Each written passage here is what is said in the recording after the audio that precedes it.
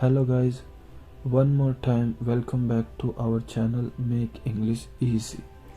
This is the second part of our video with preposition by.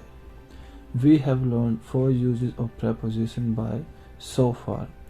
Let's look at our 4 uses.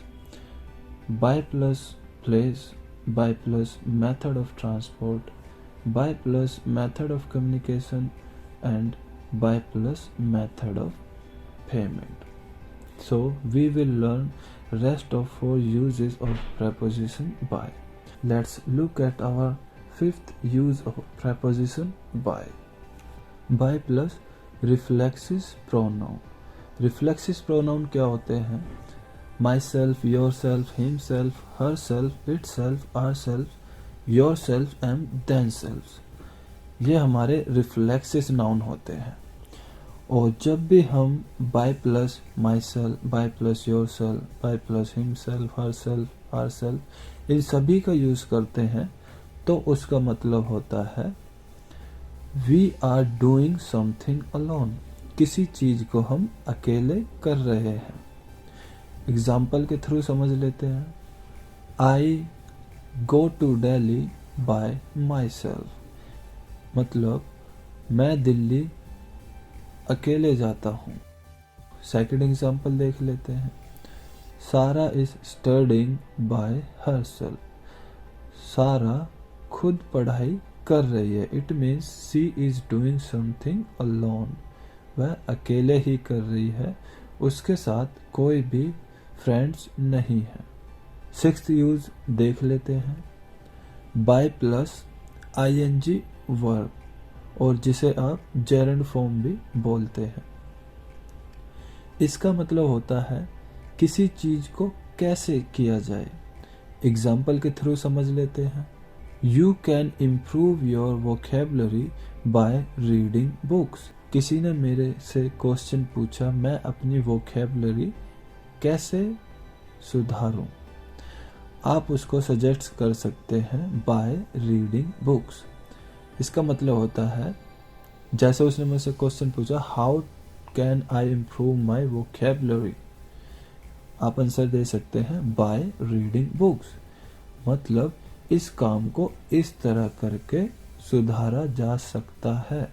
इस काम को इस तरीके से किया जा सकता है. सेकंड एग्जांपल देख लेते हैं. You can turn on the radio by pressing that button. जैसे मेरे से किसी ने क्वेश्चन पूछा, How can I turn on the radio? Answer दूंगा by pressing the button. It means आप उस रेडियो को ऑन कर सकते हैं उस बटन को दबाकर. सेवंथ यूज देख लेते हैं. by plus passive voice. I hope you have heard about it already. Passive voice और एक्टिव वॉइस के बारे में पहले समझ लेते हैं. एक्टिव वॉइस वो होते हैं जिसमें हम इंडिकेट करते हैं उस काम को कौन कर रहा है. एग्जाम्पल देख लेते हैं.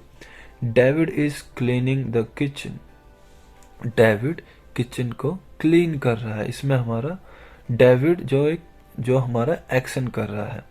अब इसको पैसिव वॉइस में बदलते हैं तो हम उस एक्शन को कौन कर रहा है ये दिखाए बिना हम क्या एक्शन हो रहा है इस पर एम्फसाइज करते हैं, इस पर जोर देते हैं. एग्जाम्पल देख लेते हैं. The kitchen is being cleaned by David. Kitchen clean किया जा रहा है डेविड के द्वारा. इसको हम बाय डेविड के बिना भी चला सकते हैं. जैसे the kitchen is being cleaned, अगर हम उसको नहीं दिखाएं जो उस एक्शन को कर रहा है.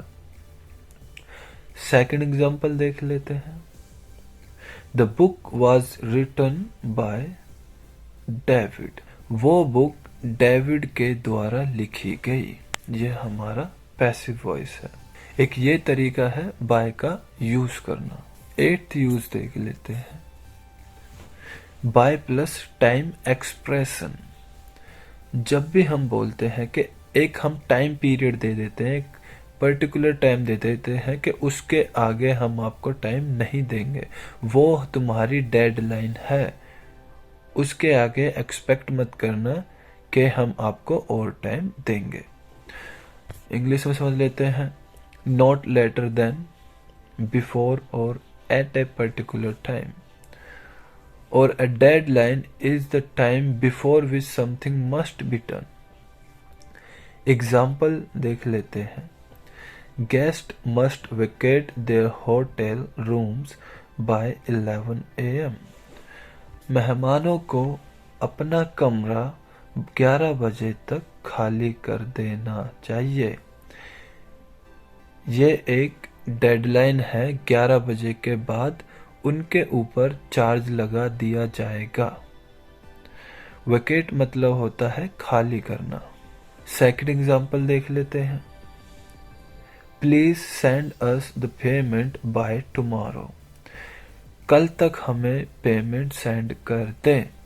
कल के बाद आपकी पेमेंट एक्सेप्टेबल नहीं होगी। एक और एग्जांपल के थ्रू समझ लेते हैं। You should submit your fees by Friday. आप अपनी फीस फ्राइडे तक जमा कर दें, उसके बाद आपकी फीस जमा नहीं की जाएगी। सो ये है प्रेपोजिशन बाय के 8 यूजेस। आई होप आपको इस लेसन से कुछ सीखने को मिला हो। आगे भी मैं आपके लिए ऐसे ही मज़ेदार वीडियो लाता रहूँगा। Till then take care and bye for now.